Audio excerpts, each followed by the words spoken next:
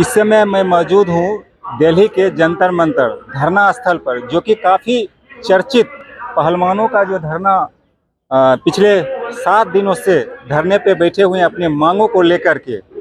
Ma'am, क्या कहना चाहेंगे आप? पिछले 7 दिनों से जो धरना पे बैठे हुए हैं, जो एफआईआर जो नहीं हो रही थी, सुप्रीम कोर्ट के हस्तक्षेप से एफआईआर हुई है, इस पे आप क्या कहना चाहेंगे? देखिए, पहली बात तो मैं ये मानती नहीं कि ये 7 दिन से हो रहा है। ये 4 महीने हो गए। ये जनवरी में आए थे, फरवरी में इन्होंने कंप्लेन करने की कोशिश की, उस समय इनकी एफआईआर दर्ज नहीं हुई। फिर इनको सरकार ने दिलासा दी कि भाई एक ओवरसाइट कमेटी बनाई। मैं कहती हूँ वो ओवरसाइट कमेटी नहीं थी, वो आउट ऑफ साइट कमेटी थी। किसी को कुछ पता नहीं चला कि उस कमेटी ने क्या किया। उसके बाद उसमें इन्वेस्टिगेशंस हुए होंगे, इंटरोगेशंस हुए होंगे, लेकिन उसका कोई हल नहीं निकला। तब इन्होंने थक हार के लीगल टीम भी ली, ये सुप्रीम कोर्ट भी गए।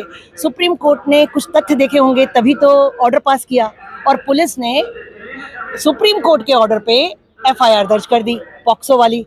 अब एफआईआर तो दर्ज कर दी, वो भी सुप्रीम कोर्ट के ऑर्डर से, यानी कि थप्पड़ खा के कर दी। अपने आप कर लेते तो कितना अच्छा होता, कितनी तारीफ मिलती पुलिस को।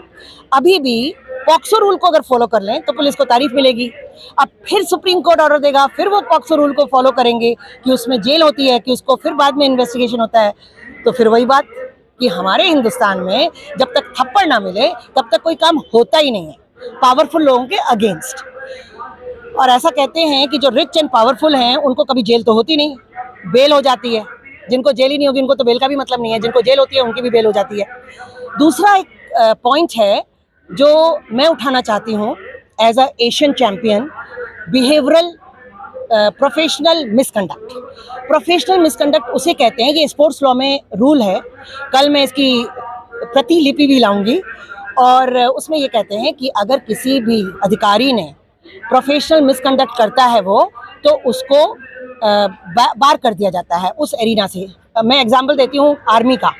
आर्मी में अगर बॉस ने आपको कुछ कहा और आपने नहीं माना, ये प्रोफेशनल मिसकंडक्ट है, तो आपके ऊपर नोटिस लग जाता है, जो भी कार्रवाई होती है वो होती है। हमारे स्पोर्ट्स लॉ में ये कहना है कि अगर आपने खिलाड़ी के साथ कोई भी प्रोफेशनल मिसकंडक्ट किया हो, उसके साथ बदतमीजी की हो, उसको डेरोगेटरी रिमार्क्स दिए हों, जैसे कल पीटी उषा ने इनको इनडिसिप्लिन कहा।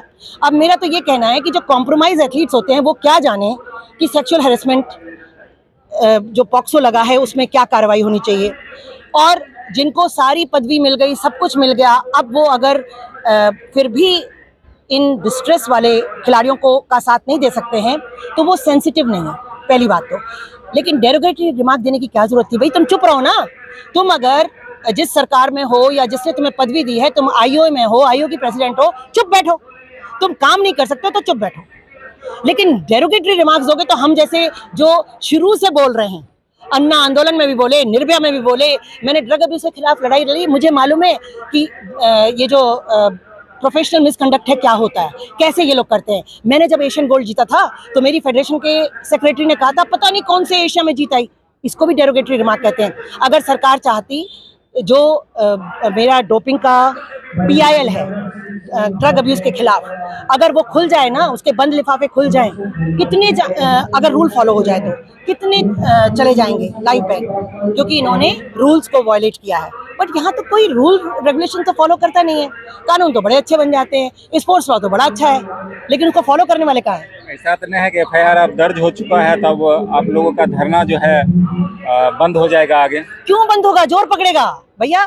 पॉक्सो लगा है, जेल कहाँ है? जेल कहाँ है? तो और तगड़ा होगा ना, बंद कैसे होगा? ब्रिजभूषण बोल रहे हैं कि राजनीति से प्रेरित है। तो ब्रिजभूषण जी राजनीति नहीं कर रहे क्या?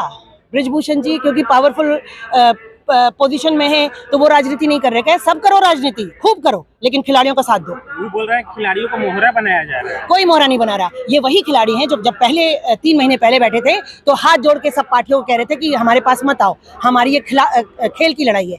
लेकिन अब वो कह रहे हैं सब आओ। तो भाई सब आओ तो उसमें सब आते हैं ना। अगर आप अगर मानते हो कि आप इंसान हो, आपके अंदर ज़मीर है, आपको पता है कि सेक्सुअल हैरेसमेंट हुआ है, नहीं भी हुआ है, एलिगेशन लगा है, आके इनको सपोर्ट तो कर लो, इन्वेस्टिगेशन करा लो, चलो ठीक है। जो होता है ना शॉर्ट टर्म, जितने भी फास्ट ट्रैक करा लो ना, जल्दी खत्म हो जाएगा मामला। ये जितना बढ़ता जाएगा ना, उतनी देश की बदनामी, उतनी खिलाड़ियों की बदनामी, उतनी खिलाड़ियों का नुकसान। और मेडल का नुकसान तो इतना हो रहा है कि मैं बता नहीं सकती। यहाँ जितने खिलाड़ी बैठे हुए हैं ना, वो सब मेडल विनर्स हैं। और चलो ओलंपिक तक वो हमारे WFI के प्रेसिडेंट कहते हैं ना कि ये डूबता सितारा है। भाई ओलंपिक मेडल नहीं तो एशियन चैंपियनशिप आ रही है, कॉमनवेल्थ चैंपियन आ रही है, इसमें तो इन सबके मेडल होते हैं, सब मेडल मिस कर रहे हैं। एक चीज और मैडम, जिस व्यक्ति पर इतने इतने FIR दर्ज हो, वैसे वैसे व्यक्ति को किसी सम्मानजनक पद दे देना कितना जायज है? ये सिर्फ हिंदुस्तान में होता है। जय हिंदुस्तान।